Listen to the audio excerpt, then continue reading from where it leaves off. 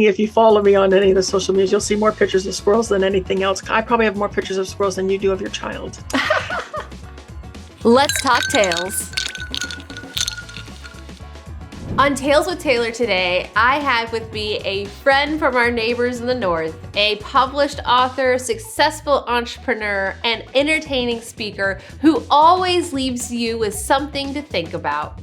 Her strategies are proven and backed by numerous clients, as well as shown in her efforts and results. It's Cheryl Clark. Hi, Cheryl. How are you doing today? I'm good, Taylor. I'm so excited to sit with you. I'm so excited that you're here, and I'm looking forward to the day that you're going to be in the seat next to me in full 3D, but at least I get the second best thing right now. So I would love to know the tale of your first business, because you mentioned being a serial entrepreneur, a successful serial entrepreneur, we should say. But what's the tale of that very first business that you operated? I think the very first business, believe it or not, the very first business I operated was right there in Arizona. And I did landscaping at the very, very, very beginning. And talk about a grueling way to welcome yourself into the Arizona sun. But I absolutely did a lot of landscaping jobs in Goodyear and Avondale and all in the West Valley area. And all in the West Valley area. And that's how I started. And then I actually took some coaching with a successful coach that's in North Phoenix. And when I was sitting there coaching, someone said, "Oh, I really need a brochure." And I thought, I really like doing that. And someone else said, "I really need business cards." And I was like, "Oh, I really like doing that too." And I was a Microsoft publisher guru, and I still love it. And I'm really sad that it's going away in October. And so that's how I morphed into doing graphics and social media and all of that stuff. And it was a lot easier than doing landscaping, that I can say. That's for sure. Yes, especially with Arizona. So for those of you who have not experienced the Arizona heat, it's real, but at least it's a dry heat. And so, tell me the tale of, starting a business. What are some of the things now that you've done it a few times that you wish you would have known the first time? I wish I had have known boundaries. I don't know how else to say that and word it properly, but I wish I had have known that my business is just as important as the clients I serve. That's probably been the biggest lesson to me over the last 4 or 5 years specifically. But knowing that my business matters as much as my clients' businesses, and if I don't take care of my business and myself, then I no longer can serve clients. And it was huge and pivotal. So now my tasks for my business and my business growth and accountability are on my calendars just as much as my clients' stuff is. And how are some other ways that you're able to set those boundaries in order to, keep those goals crystal clear and keep your values in front of mind? It's always been, to me, boundaries is an internal game. And so I've done a lot of reading, and we've heard a lot of talk of people saying, put your boundaries up and make sure people know about them. And I don't feel that I've ever really had to forcefully broadcast my boundaries or protect them. They've just been something that has been there and that I hold dearly. So example, I don't work on Fridays. So Fridays, instead of saying to my clients, "Hey, I'm not here for you today," which to me is kind of a yucky message, I just at those days have autoresponders that say, "Hey, I will get back to you in the morning," because I find a lot of people, as long as they know they've been seen and are going to be addressed, they're more than fine to wait the 24 hours.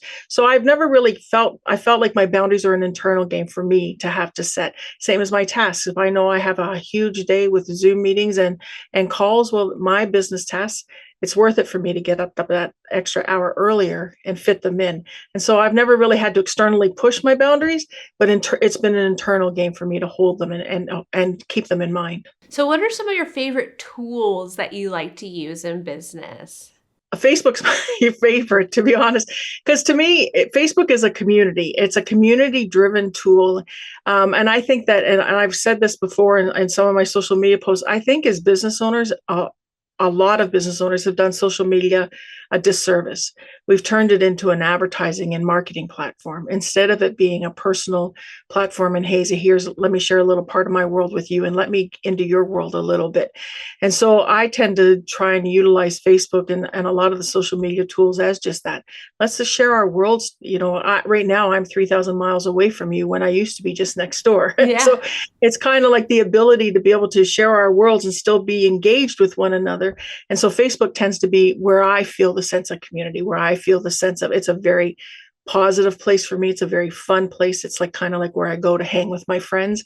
And so that's my favorite tool overall, utilizing it as a community builder. And so that's my number one favorite tool. And then my second favorite tool would probably be Zoom and the ability to make connections rather than having to drive to the local Starbucks and stuff. This is such a time saver and yet still so has such the ability to make strong, huge connections that I love both of those platforms. 100%. I love Zoom. I've been using Zoom before it was, the necessity of COVID. And it was because of those exact reasons of wanting to still have this face-to-face connection. Like I'm looking at your eyes, I'm looking at your face. But then, just to save time in 2019 and really in the end of 2018, I was pregnant with my first child and I wasn't trying to drive around the valley and just, that added risk of driving because I worked until I was 27 weeks. And so I know, a little crazy. Don't necessarily advise all pregnant women to work that long. But, I wanted to be able to, still have those connections, still talk with people. And so, using Zoom was definitely one of those. And so I know you provide a lot of different solutions for people. But for those of you who don't already know your amazing self, what are some of the services and solutions that you provide to people right now? My main focus is social media for clients, and so literally posting on Instagram, Facebook, and LinkedIn specifically those three platforms, and making sure that they're showing up because I think that oftentimes it's not about here I am saying that Facebook's a community and we've done a disservice with advertising on it.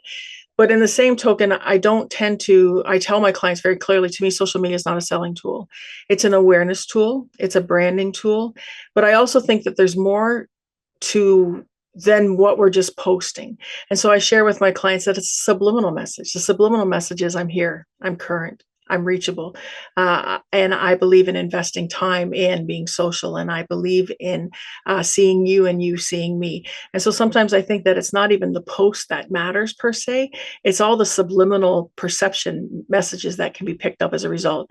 So that's my number one way of monetizing and working my business is doing social media for my clients. And then I do have the ability to operate and do some graphics and WordPress website stuff. But the social media aspect of it is what I enjoy the most because there's analytics there and I'm OCD brained and I'm very check mark driven. So I can check off when I post for someone. So my brain's happy. And then I can view the analytics to make sure that their posts are being seen and what their reach is there and that people are engaging. And so being able to see that kind of data is what I thrive on. So what type of content or posts are you seeing perform the best for your clients? Believe it or not, face pictures and or the real pictures. I think in some cases when it comes to the static posts, and I do all static posts, let me be very transparent with that. I'm not a video guru like you. I show up on a couple of videos here and there. And for my clients, I don't do any videos for them and or reels at all. And I monetize on Facebook. I am a content creator on Facebook and I actually monetize on my personal Facebook presence. And what usually gravitating and grabbing the most is the real posts, the ones that people know that are not necessarily AI generated and that are from the heart and that they're real. And so I can put up 10 posts of, my logo with a great quote underneath it, by some of the amazing people like Jen Rowe and Brene Brown and all this stuff. But as soon as Cheryl shows up on the screen, those posts are what people are gravitating towards right now, in my opinion. And in my clients' words too, I actually have someone that goes out and takes photos of my clients so that I can use their pictures in some of their posts, even if we are just providing a warm, fuzzy quote to go along with the day, because you being seen becomes huge. So important, so big. I completely agree. And in the world of AI, so many people are wondering, can I just hide behind my AI, avatar? Can I hide behind my Hey Jen video? But the algorithms are smart. The data behind the scenes really analyzes and knows, is this truly Cheryl or is this Cheryl's bot? Or is this truly, an actual human or is it an avatar fake bot of it? And at the end of the day, we're doing business with each other. We're doing business with the real life flesh human person that we need to be out there as well. There's a time and a place for AI, 110%. But I completely agree with you that, I always say, if you're willing to go to the grocery store, you should be willing to get on camera, whether it's in a photo or in a video. Because I love that you said, I'm going to use that actually, because that's a great point. It's very true. Yeah. Yeah, because no one ever goes, well, I can't go to the grocery store. Like, no, like you do what you have to do. And in business, it's the same thing. Even if it's just that still image, okay, you're able to touch up a still image, but it's still you. And in video, you can do multiple takes. Even this interview we're having right now, if I were to completely flub, no one would know because we could just edit it out. But you don't get that opportunity in life. No, that's 100% true. And I think that the showing up builds the trust. And that's where I preach the consistency on a social media post too, because it builds the trust. If you're just there like once every couple of weeks or once a month, it's hard to build the trust that way. Not to mention you then get lost in the algorithms as well. And it doesn't necessarily show up. And I also think that going to your point there on, we're so fearful, afraid of the perception of other people when we've never really asked them what they're thinking. And so it's kind of like, we always say, well, that video was awful. That video was a mess. People aren't going to like it. But my question is always, did you ask the people? And most of the times we haven't. And so it's that whole perception of like, ask them if this is what they're enjoying. Ask them what kind of content they're looking for. Ask them what is resonating with them, instead of us all just sitting here going, I'm posting too much. No one cares about my business. No one wants to see that picture. We're making judgments on other people's behalf. And I don't know about you, but I hit 60 last year, and I'm okay to voice what I like. You look fabulous. I hope I look half as fabulous as you when I'm 60. Oh, thank you. But I'm hoping that, I'm of the age where, and I think all of us are of the age of where we're willing to make our own decisions. And I don't want, people deciding for me what I want to see in my newsfeed and what I don't want to see in my newsfeed. Put it there. And if I don't want to see it, I'll let you know. And the thing is, I do think, as you were mentioning, we overjudge. We overjudge our appearance, how our voice sounds, all these little things that are really just aesthetics, when at the end of the day, if the content is gold, it's content that's going to ring through. Reminds me of a passage in the book, Psychology of Money, where they're talking about, the guy in the race car. Like, we're not really thinking about the person driving the race car. We're just thinking about the car and how cool the car is. But a lot of people think, I got to have that race car so people think I'm cool. No one thinks it's just the car that's cool. And so it's all about the actual content around it. Yeah, 100%. It's very true. And I think we're our own worst critics for sure. But I think that sometimes we criticize ourselves to the point where we paralyze ourselves as well. And I think that that's crazy. There's a lady that I really admire that does a lot of training. Jennifer Darling's her name. She does a lot of LinkedIn training. But she had shared in a seminar that I attended of hers a while back that we always think of sales as being yucky. And she had shared that sales is literally us just helping people meet a need that they couldn't meet themselves. And I tell you, that just impacted me greatly. Like, we are both, you, me, and all the other business owners are here to meet a need that people couldn't meet in themselves. And that we should be putting ourselves out there in order to help people and meet their needs when we really come at it from a place of service, which is huge. 100%. It reminds me of one of my clients, Tish Times of the Sold Out Sales podcast.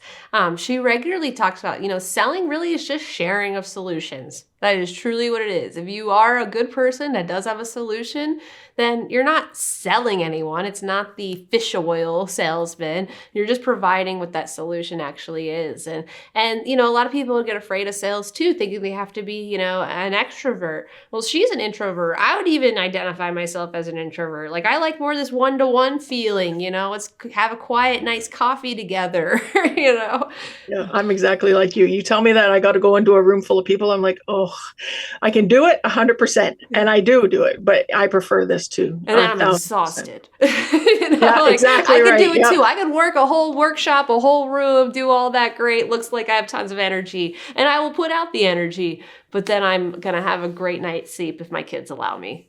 There you go. If your kids allow you. But it's very true. And it's interesting, like example, case in point, we have a lot of snow up here. I'm up in Ontario, Canada for now. And our snowbanks outside are almost 9.5 feet tall. And I'm a 5'10" girl. And even just within the last couple of days, I put up a picture of myself on social media in front of one of the snowbanks. I had just shoveled for an hour. It is not a glamour shot. But that being said, I mean, 100 and some odd reactions with like over 80 comments. People just want to see real in my case, in my opinion, and in my case. Yeah, that was a capital A authentic photo for sure. Yeah, yeah, it was not one of my more glamorous moments. I did my hair for this interview, just so you know. Oh, thank you. But it's true; it makes a big difference. And it's one of those, lines that I hear that you feel like every business owner has heard from the start of their business. People want to do business with people that they know, like, trust, and would actually hang out with. And without showing your real self, without showing you, out there in the snow, maybe an occasional photo with my cat, all those extra photos, that really builds the whole self, which at the end of the day, we like to connect with people, and we like to connect with those stories and know that we're working with people whom have similar values as us, whom, we'd want to see in full 3D and give a hug to. Yeah, 100%. I just think that, and I like you, I agree. AI has a place. I mean, I use it for idea prompting. Mm-hmm. I love it for editing stuff. Like, hey, can you trim this 100 words? I want to make it a little more concise. Exactly. Right. It has its place, but when it's taking over our voices, sometimes I get a little fearful of where that's actually heading and how that's going to ripple out in a lot of cases. Yeah, what makes me fearful with AI a bit is just our self-esteems on our littles. I feel that there was the documentary, Killing Us Softly, that really exposed the Photoshop world. But now, but the AI world, it's like you could create a full fake persona that has the perfect teeth or the perfect hair at all times. And that's the one bit that I get a little concerned about. It's just how deep are those deep fakes going to go? Yeah, 100%. Well, and I think it's going to make a lot of people more skeptical, which is going to make it more important for us to continue to show up and be authentic, because people are going to wonder, is that really her? Is it not? Did she really say that? Did she not? Yeah. And so us showing up, I think, is going to be really important going forward.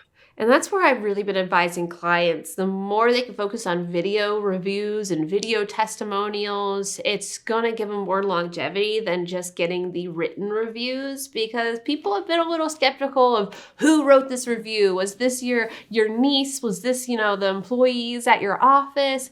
But when you see a real life person, struggling to find the right word, and I do feel like our eyes are quickly adapting and identifying AI. When we can see that it's an AI person and not a real person, just has this extra soft hueness to it, that, getting those real testimonial reviews is just being that third-party validation that you do provide the solutions that people are looking for, that your product really is a product that people should try. Yeah, and I think sometimes there's power in the stumble, in the pausing, like you had shared, in the searching for the words, because again, and going back to subliminal messages, which I just think is part of our whole world right now. But going back to subliminal messages, it's kind of like, to me, that thought process subliminally shares to the person, like they're taking a pause. There might be emotion here. It gives them the next clue to watch for. It might be emotion here. She may be looking for the right words based on what she thinks I want to hear. I'm that important that she's critiquing her words before she expresses them. I mean, there's a lot of subliminal messages that we're constantly putting out. And I think that video is going to be, TikTok, case in point, YouTube, case in point. I mean, they've really honed in the aspect of getting people to show up and be real. Yeah. Well, even Apple Podcasts now offering video. So it's just the whole world, is going beyond, okay, how can we, pull the curtain and see deeper into the realism of humanity, I feel. And video 100%. Does allow to do that. And so, I had mentioned, just a little bit of the book Philosophy of Money. I definitely recommend that. What are some books that you would recommend, whether it's for business development or just for pleasure? The first book and you know what, I won't even hesitate in saying this so quickly, because The Five Love Languages by Gary Chapman. Oh, yes. I recommend that book to everybody, and I usually have 2 or 3 on hand to give out. And only because a lot of people will assume that that book is all about relationships on a personal level. It is not, in my opinion. It is literally about understanding how people feel validated, seen, and heard based on their love language and what resonates with them. And so there's a quiz you can take online, but there's 5 love languages, and my first one is physical touch and quality time. Okay. Gifts, acts of service, and affirmations, they're there, but they don't really mean a whole lot to me. But when you say, hey, I want to just sit with you for 10 minutes and have a conversation, that fills my love tank. When someone hugs me, that fills my love tank. But in the same token, there's other people in their client bases. I may have clients that their first love language is acts of service. And so when I'm That's trying me. to close a deal, is yours acts of service? Mine's acts of service. That's my number one. Funny. And so when I'm trying to close a deal with someone who's acts of service like you are, me grabbing your hand and saying, hey, Taylor, are you ready to go forward? That touch isn't going to mean much to you. But when I say to you, hey, Taylor, you're ready to go forward, and I promise I'm going to give some little extras to you that way and totally take care of you, those little acts of service are going to make you sign the deal faster. Yep. And so it's that book, number one, I say, suggest it for everybody, whether it's friendships, whether it's business relationships, no matter what. Understanding how that other person feels seen and validated totally will make or break where we're trying to head in life.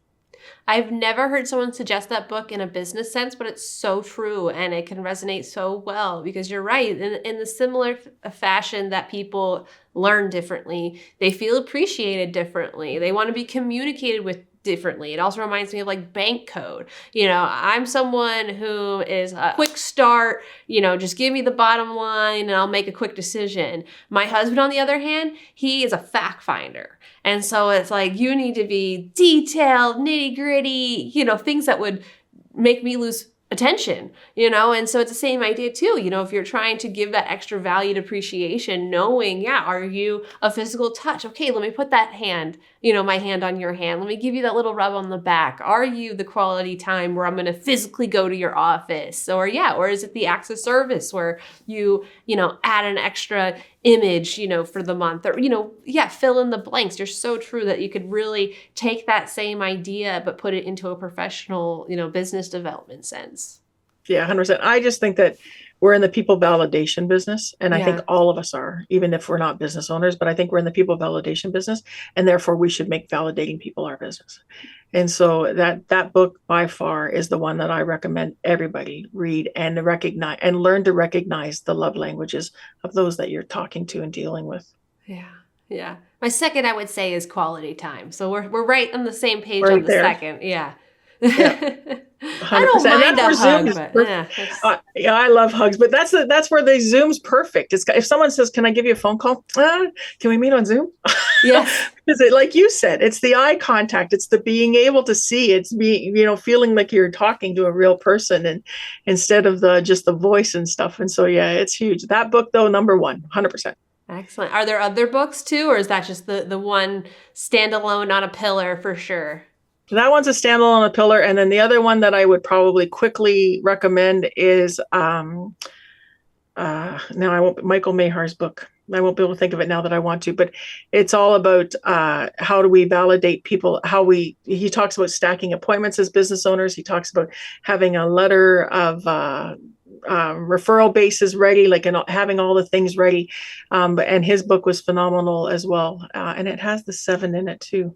I'll think of it as we go, but Michael Mahar is the author, and that book was phenomenal as well when it comes to doing certain things. Same as Jeff Olson's The Slight Edge. I mean, there's so many greats out there, for sure. But those Michael Mahar's book and the 5 love languages would be my top 2 for sure. All right. Well, it's been a long time since I've read the 5 love languages. I might need to revisit it with a mindset of just all people, not just my significant other, and how to look at that. So I really appreciate that. And I know we're going to have all the links to, your stuff as well as the book recommendations at the bottom of the show notes. So we'll make sure everyone can get connected with all that. So the 7 levels of communication. I just looked it up. 7 levels of communication. There you go. Okay. That is a huge book by Michael Mahar, and that one was phenomenal as well. I have not done that one, so that might need to get put next on my list then. So There you go. always, granted, I don't read as much as I probably should. I listen a lot. So I'm very grateful for Audible. It just allows me to be more efficient when I'm folding laundry or, driving in the car. I'm still a highlighter person, and so I struggle with the listening aspect of it because then I think, did I really hear that? Am I really digesting it? Oh, I will And listen so, to the same chapter okay, there you go. multiple times. Like, it's just, oh, wait, what, that was powerful. What was that? Go back a minute, hear it again, listen to it, go back a minute, just really, so I'll listen to the same line over and over again if it's one that really, if it would have been a highlightable one that I would have wrote extra notes on the margins. Yes, it's definitely a re-listen right away. Perfect. So tell me a tale of an obstacle or, maybe something that didn't quite go your way in business, and how were you able to overcome that? Probably the largest obstacle was being relocated back to Canada, without wanting to be. Mm. And as a result of that, I lost everything: my domains, my Facebook presence, my email addresses, my websites, my phone number that everybody knew me as, etc. After 10 months of being offline for a certain reason, and then having to be relocated back to Canada, and then coming back to Canada, I had to start fresh all over again. And yet I'm still doing exactly what you knew me to be doing in the United States, pretty much, and what that social circle knew me to be doing. But having to pick a business name again and start fresh on Facebook and start fresh with an email address and find my contacts again and to be able to rebuild. And I mean, it was not an easy transition whatsoever, and let alone having to have the mindset of, do I really want to do this? When yet it's also, business has always been my means of monetizing, and you have to monetize in order to eat. And so therefore it became a survival thing rather than a choice of can I, can't I. It became a choice of I have to. And so that was probably the biggest obstacle that I've ever had to overcome so far in my journey. And I can't imagine anything overtaking that. But starting over again, and mind you, I still had friends and connections like you and so many others that have supported and shown up again in my world, which I'm grateful for. But the whole process of having to rebuild and gain the momentum again and be seen and be heard, and then being back in a country I hadn't been in 16 years, and finding my way and navigating through that aspect, and landing a home and landing everything else that you needed to land was probably the word. And now, 7.5 years later, hindsight being 2020, I have a social reach of almost 27,000. And so I guess the bottom line is it's doable 100%. And it takes a lot of work. And I just keep holding to that quote of, as entrepreneurs, we're living a couple years of our lives differently than most, so that we can live the rest of our lives differently than most. And I think we always think that the hardship, the grind, the extraordinary work hours, the push or whatever is always going to be there, where I'm of the mindset it's not always going to be there. This is short term in order to eventually take me where I want to go. And to be honest with you, I don't know where I want to go. I now have a business that's 100% web-based, which means I could go anywhere in the world. And I'm not sure why I'm still in Canada with the snow. But that being said, it also, and so like I'm now getting to the point where I'm 100% internet based. I could go anywhere as long as there's savvy internet, and shift myself around a little bit. But that was probably the biggest obstacle that I've ever had to overcome. And I had to really dig in deep to make it happen again for myself. Yeah, that's huge. That could break some people. They would almost think, why would I start over again? What were some things that you were able to do to give yourself a strong mindset and give you that perseverance to get to where you are now? Again. I knew that there was people watching. I don't know how else to word it, and not from a negative standpoint, but I knew that there was people watching, and there was people less fortunate than as in I had a social circle that could uphold me and hold me up. There was people that maybe necessarily didn't have that. And so that being said, I knew that there was people watching, and that motivated me on in a good way, not in a I'll prove them way, but in a, you know what, let me show you that this can be done, and let's do this. And so that made a huge difference for me. So as someone who had to start over, or start anew a couple of times, what's the number one suggestion you would give to someone trying to start their own business? What would be that first step you would tell them to do? Build your community. Build your community. I don't know what else to, because if it wasn't for the fact that I could come out, and thankfully for the internet tools and how you and I'd already give props and kudos to it, but coming back and knowing that I could reconnect with the Taylors of my world and with my other friends and my other social circles and stuff was probably the best thing. So building your community, because even though many of you did not know anything that was going on and or the struggles, the reasons, or where I disappeared to, or any of those fun things. But coming back and knowing that with a click of a button, here I am back in your world. Here you are with a child back in my world. And like, because you didn't have that, but like, and so and so building your community became the number one thing for me.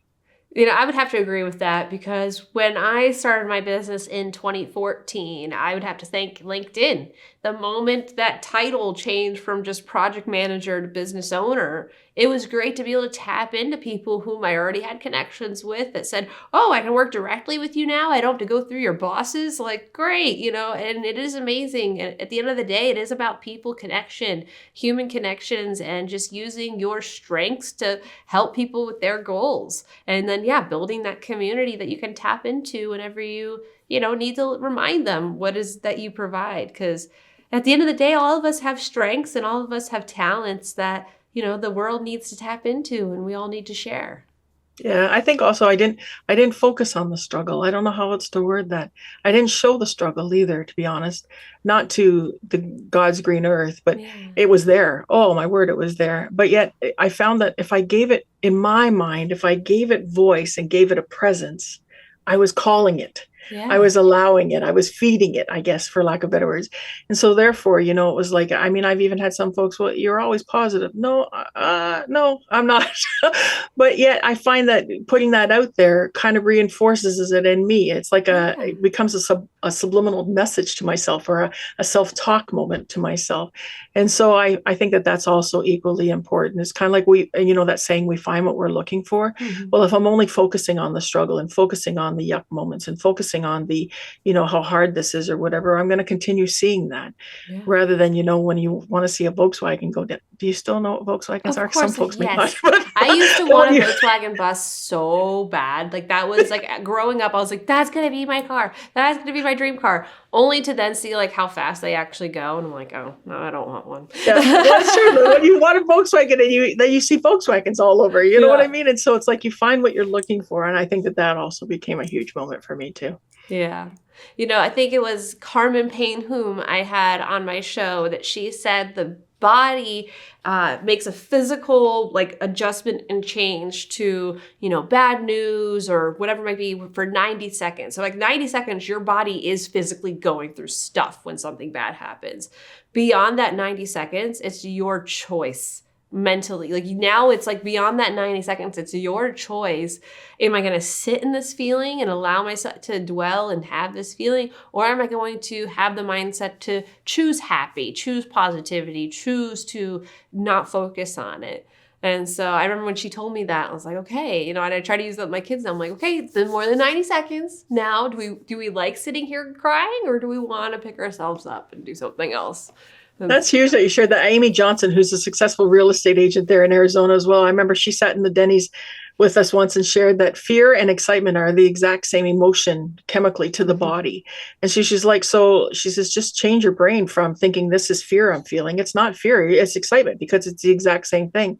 And I still remember that conversation too, because that was huge. Like, we're not fearful, where we can change our brain to say, well, my body's feeling excitement because it's the exact same feeling as fearful. Right. Exactly. And so the self-talk is just huge. I think of Lori Bagla, like we know a lot of great people, you and I, and like some of the examples that they set as they go through life and stuff's just huge. Jean Fliss, who happens to be in East Valley and was huge with Premier Design Jewelers for the longest time. When you said that about your 90 seconds, Jean was amazing for, I'm having a bad moment.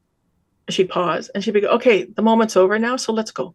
Right. And I'd be like, I appreciate that. And so like, it's amazing. Like when it's all within us, right? It is. It's just a matter of practice, just like anything. And, it's always going to get easier. And of course, right now we can sit here and say all these things and someone could be watching and just goes, well, that's easier said than done. But if you actually practice it, if you go through something as detrimental as you did of having to truly restart everything, you could have still sat and been a victim and sat in that mindset. But instead you're like, okay, let's go and pick it up. And so it is a matter of just having that mindset and belief in yourself to just keep moving forward. And I think that's the biggest thing to be a successful entrepreneur is that belief in yourself. I know a lot of people hear about imposter syndrome. I think that's the biggest thing that people need to work through. If you're having imposter syndrome, find yourself a coach, find yourself a mentor, find yourself someone to get out of that, because you first got to have the belief in yourself before people can have the belief in you. Yeah, and we have to have patience too, because Yeah. everything takes time. I mean, 8 years ago, I crossed into Canada with a backpack. I lost everything. My home, my clothes, my books, my photos, I mean, my guitars, like my DVDs, and so literally with a backpack. And so everything that my friends and people see now is less than 8 years old in my world, including the clothes on my back. And so everything just takes time, but it's like, I think sometimes we don't have patience with ourselves either. Or we think that we're not moving forward, which is maybe why my brain loves the analytics and the results and the reports that you can get from different programs like social media, because I don't think we track ourselves enough, like to say, well, I didn't have this 2 months ago, but I have this today. All we see is what we don't necessarily have or what we haven't gained yet, rather than the steps that we have made moving forward. That's so true. It's so important. So how often would you recommend then people to look at their analytics to not only get a gauge of how they're doing, but then to be able to celebrate a little bit and see those successes? I look at them every month for my clients and for myself. And I do a report for myself as well. And, interestingly enough, just to quickly add to that, I don't look at just what like my viewers are seeing, my new followers, what my views are, what my reach is, what my engagement is. I also take into account what I've done. So on TikTok, it's kind of like, I did 10 videos last month. I want to make sure that I'm accountable to show up, because if I'm not showing up, I can't expect you to show up for me either. And so I actually also calculate that my clients get 20 posts a month. Out of the 20 posts a month, then now let's see. But some of my clients say, well, I only want, 2 posts a week. Okay, well, we're going to give you 8 posts a week or 8 posts a month, but that's going to reflect. And so we also have to be accountable to how we're showing up before we can expect others to show up. But monthly, I look over our stuff monthly. Yeah, but you're so right. You need to walk your own talk. That's exactly why I have my show, to show people you can, have your business and still have, a connection and a show like this. I love doing this. I love having these deeper conversations with people I know. I still also post my Friday tip videos because it's just another aspect of, hey, here's some more information, always trying to provide value, but just showing that, it can physically be done and you can stay consistent. It's so important to practice what you preach. Well, and that's why we need to calendar our own stuff 100%, because it'd be so easy. I'll get to my stuff tomorrow. I'll get to my stuff tomorrow. No, my stuff's on the calendar today, and I need to make that check mark happen. So let's get it done. Yes, my calendar is fully color coded. So it's color coded between personal work, business work, video shoots, a meeting. And so everything is color coded. So in a snapshot, I can even see like, oh, wow, like I have no breathing space. Like there's no like space to breathe or to actually get any work done, or wow, there's no green. There's no personal time. We got to put some green stuff on the calendar. Which is huge for a lot of folks. A lot of people color code, and I think that that's amazing, because what I'm short on this week, I can make up for next week. But you need to know where the juggle is, right? Yes, exactly. And then you can reflect, and if it's a little slower of a month, oh no, you can go back and go, wow, look at these other months. It's all still about just helping that mindset, staying positive, and staying focused on the main thing. Yeah, 100%. Yeah, it's so important. So being called Tales with Taylor, sometimes I like to get a little punny with the question. So what's your favorite animal with a tail?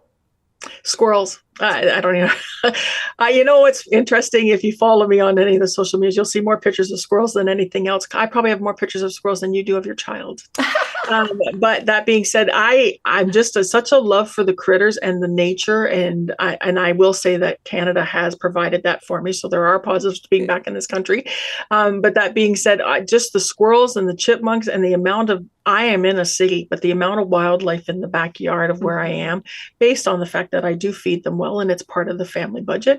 But that being said, I just love them because there's something about being able to earn their trust and have them come right to me that just fills my heart up. So squirrels with the tail, 100%. So wait, can you leave like a nut in your hand and it'll come up and grab the nut?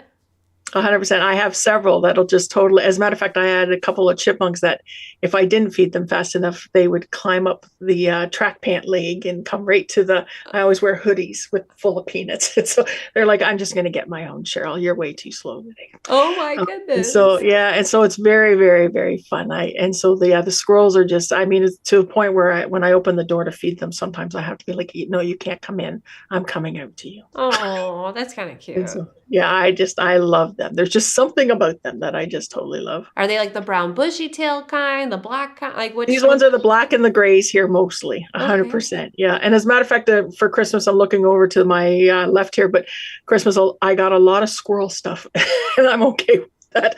And someone said to me, how do you monetize on Facebook? Is it because of your business posts? No, it's probably because of all the squirrel pictures I post. Squirrels. Well, hey, they're helping to fund their feedings. Yeah, that's very, yeah, good point, actually. They're not quite there yet, but, hopefully one day they'll get closer. Right. But yes. You'll just have to create like their own like fan page of sorts, Yeah. like create their own little Instagram page and Facebook fan page for, I don't know, Scotty the squirrel and just like. There you go. The little personalities are just, yeah, it's a very fun thing for me. And I've probably been I've lived in 3 different places in the last 5 years. And I've had squirrels in all 3. Wow. So it's just been something that I had Walter and Skeeter at the first place that I fell in love with them. And then when I shifted to the next house, I had squirrels there. And now here I have a couple of regulars. That's like me and stray cats. No matter where I live, there's always cats that like hang out in my property. It just, yeah. It's safety, and God love you, because that's why I can't go into pet stores and stuff, because I would take them all home. And so I think in this month, I know that these are wild animals, so I don't have to be emotionally necessarily attached, and I don't have to worry about all of the things that come with owning a pet. They're just out there for me, and I'm in here for them, and everybody's happy. That is awesome. Well, I love that answer. I have not gotten squirrel yet as one of the answers, so I absolutely love it. As we're coming to a close here today, whom are the ideal people you like to work with or you feel you can help the most? Heart-centered entrepreneurs. So not necessarily industry specific, but more psychographically specific. Yeah, heart-centered entrepreneurs, because I find that and thankfully we're surrounded by them, but I find that the heart-centered entrepreneurs tend to be in it to serve, which makes the process so much easier, because then it's all about building the community. It's all about touching others.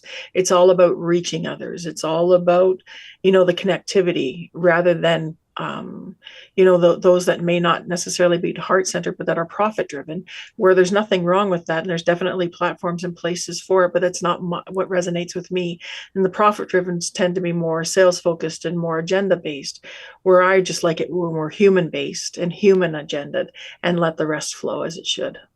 Excellent, excellent. So if you identify yourself as one of those heart-centered entrepreneurs and would love to connect with Cheryl to get some assistance, how would be the best way to connect with you? My social media is Clark Strategies, and I am on all the platforms as Clark Strategies, and my email is team@clarkstrategies.ca, because I believe that no matter what we do, we all need to do it as a team. Excellent. We'll make sure that we have all those links in the show notes for people to be able to easily connect with you. And just as a final closing, what would be the one bit of advice or tip you would give to fellow entrepreneurs? And it could be, a business advice or just a personal advice. Show up for yourself. It's not even necessarily about who's watching, and it's not about who's seeing, because you don't control any of that. But what you do control is your own actions. Show up for yourself and show up for your business.